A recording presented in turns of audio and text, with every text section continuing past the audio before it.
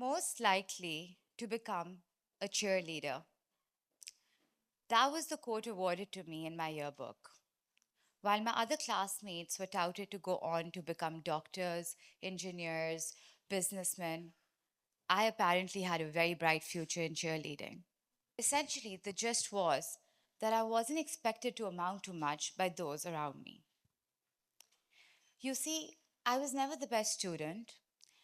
I didn't make it to student council. I wasn't interested in debates or any other stuff that was seen as the right path for a child with a bright future back then. At one point during my A levels, I found myself on the planning committee of an event the school was hosting. It was a farewell for the graduating class. The theme was Arabian Nights. I loved it. There was so much I could do with it. And within no time, I had it all figured out. Invitations had to go out, and no way were they going to be boring cards. I wanted everyone to receive an invite from Genie himself in a magic lamp. And off I went to source that lamp. I found my way to Clakelands, where I sat with local artisans and tried to create like different options to the closest version of Aladdin's lamp. It didn't stop there. There had to be Arabian spice markets and henna stalls and shawarma vendors and kosher belly dancers. At this point, I was all in. There was just one thing missing. You can't have an Arabian Nights themed party without camels, right? So I had to find camels. Everyone thought I was nuts. They were like, Fatin, where do you plan to find camels in Lahore? The only problem was, though, that I had a faint childhood memory of driving past a herd, which meant that they existed somewhere. I just had to go find them. And 2 days later, I found myself at a kullu, which is a traditional oil pressing unit at the other end of Multan Road, where they used camels to rotate the grinders. The event was a success, my vision was a success, all was good in my world. And then a few months later came time for college applications, and professor recommendations carried very heavy weightage. I really, really wanted Professor X to write me a recommendation, but she refused. You know who she didn't refuse? My best friend, the head girl, the one with the straight A's and all that. Interestingly, however, while academic excellence may make you the chosen one, what really elevates your college applications are your other achievements that show that show people the person you are beyond your grades. And lo and behold, when we got our hands on a draft of my friend's college application, there were about 3 lines about her academic achievements and a whole paragraph about her creativity, about how she would think outside the box, go to any extent to get things done, and how she spearheaded and executed the most successful event the school has seen in a year. And I quote, displayed her ability to think outside the box with a tenacity that doesn't recognize limits. She even brought camels. Camels.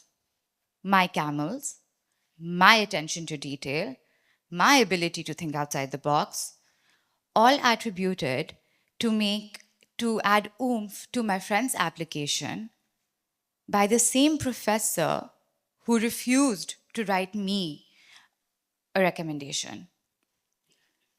I was furious, livid, to say the least. It was so unfair. Has anyone ever had their achievements attributed to other people when you've done something but the credit goes to someone else over here? It's not fun, right? Yeah. You see, today, I don't think the professor did it intentionally to be unkind to me. She's still someone I hold in very high regard.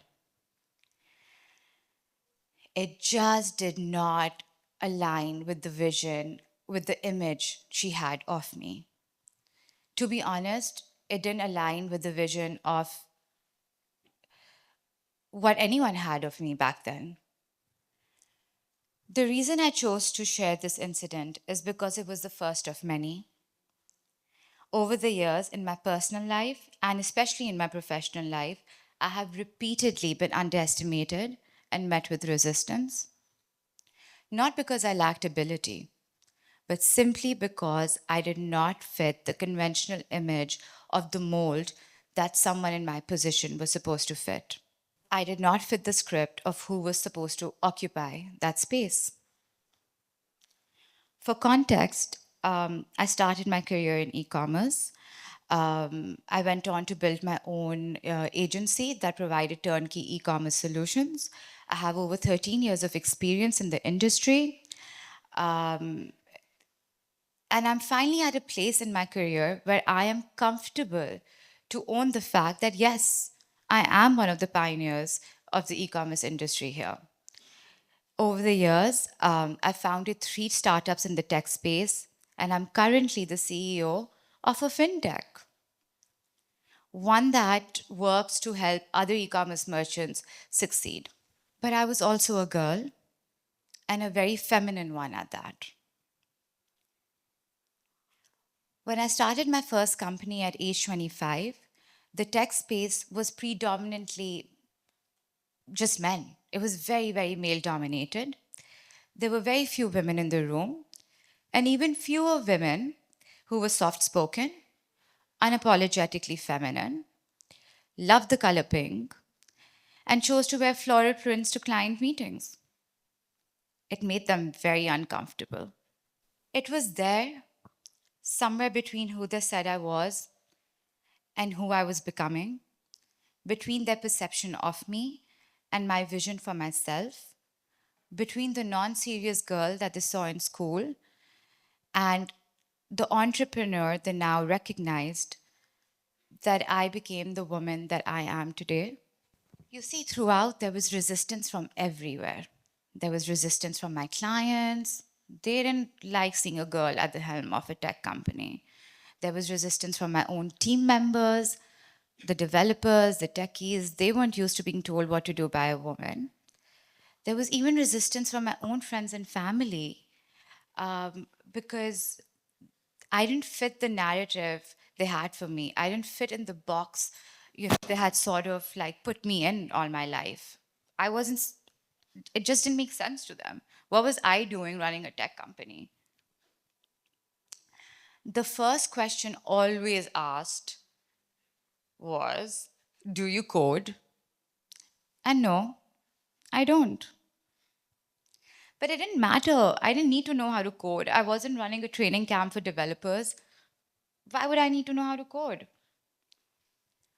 Almost all my clients always assumed that I looked after the web design side of the business, while my male counterpart looked at the real problems and the real business side. But the thing is, I don't even know how to design a website. I don't even know how to use Photoshop. What I did have was experience and a clear vision, and I planned to bring it to life. I saw a gap in the market and set out to build the right team to execute on that opportunity. That's how I founded WebWorks, an e commerce solutions company that built, designed, developed, and managed e stores for some of the largest retailers in the country. WebWorks grew into a major success, earning big name clients, industry awards, global partnerships, and finally giving me a seat at the table I had worked so hard for. But in 2021, so at this point, I'm thinking, okay, people take me seriously. I'm invited to all these panels. They think, I belong here in this industry. I have a place. And then in 2021, after almost 8 to 9 years of experience, it happened again. It was around that time that we had sort of seen another opportunity to solve for, right, with Smart Lane. We had seen another problem our e-commerce merchants were facing, and we set out to build again. This time, not a service, but a product.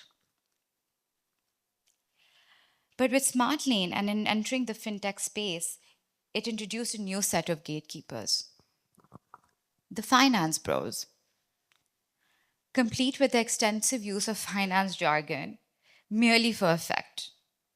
Or maybe they actually can't help themselves because they still do it all the time. The question started again. Do you come from a banking background? Do you have a finance background? And again, the answer was no.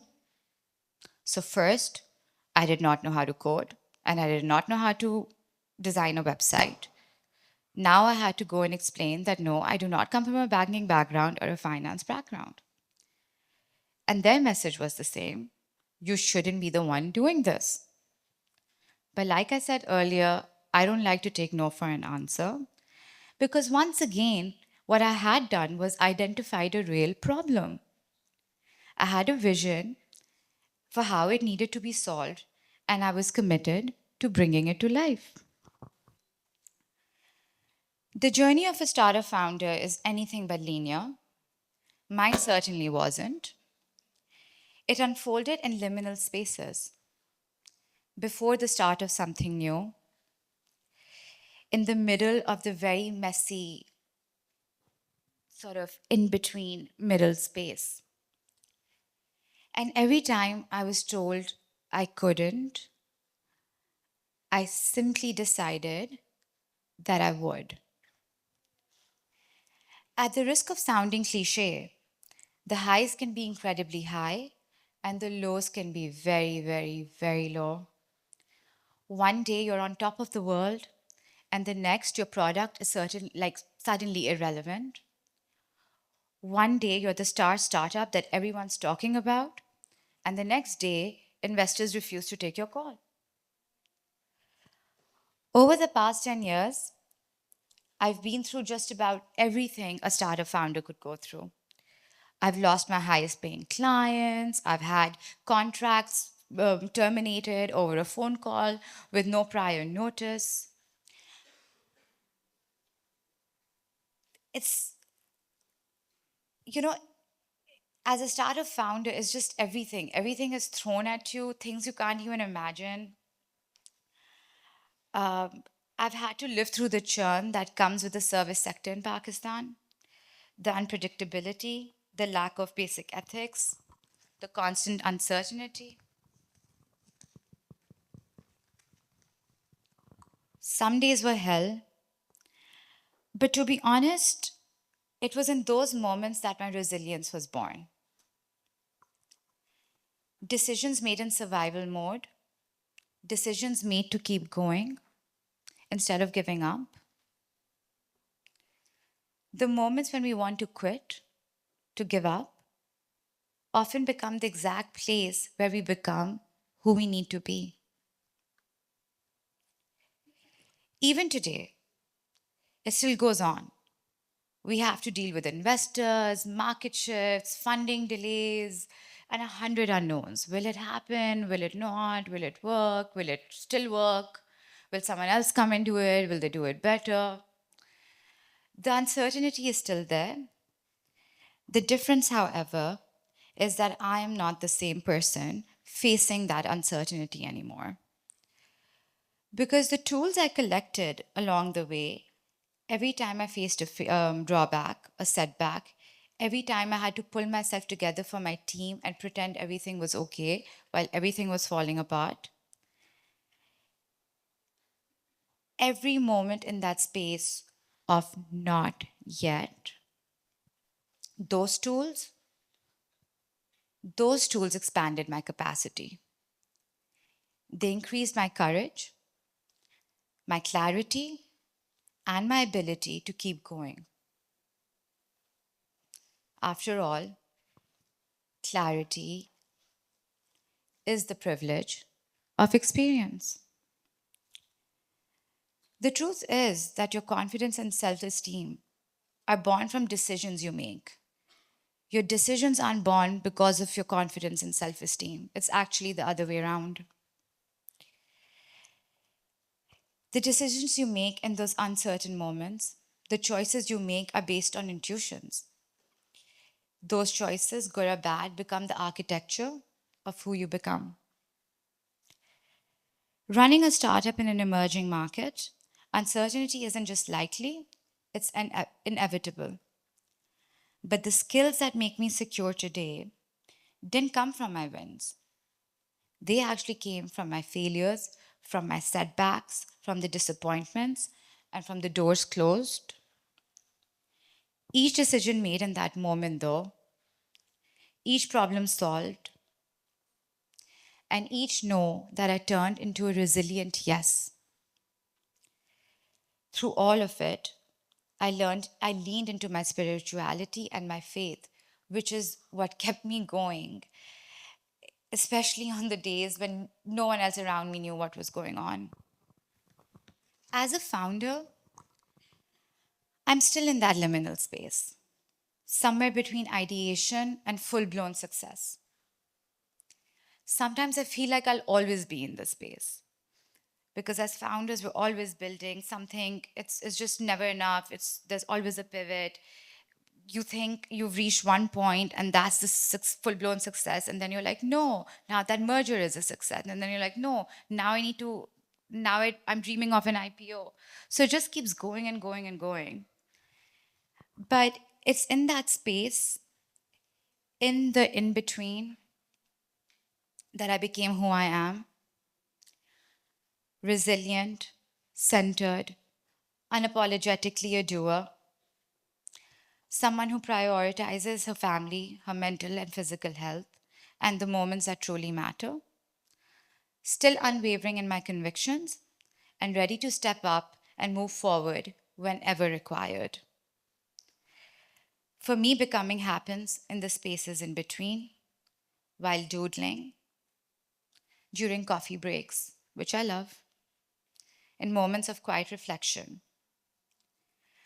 I'm pretty sure my next chapter will also be born in that space, and I'm genuinely excited to see who I become. Because one thing I've come to realize is that I'm actually my best in the space in between. That's where I thrive.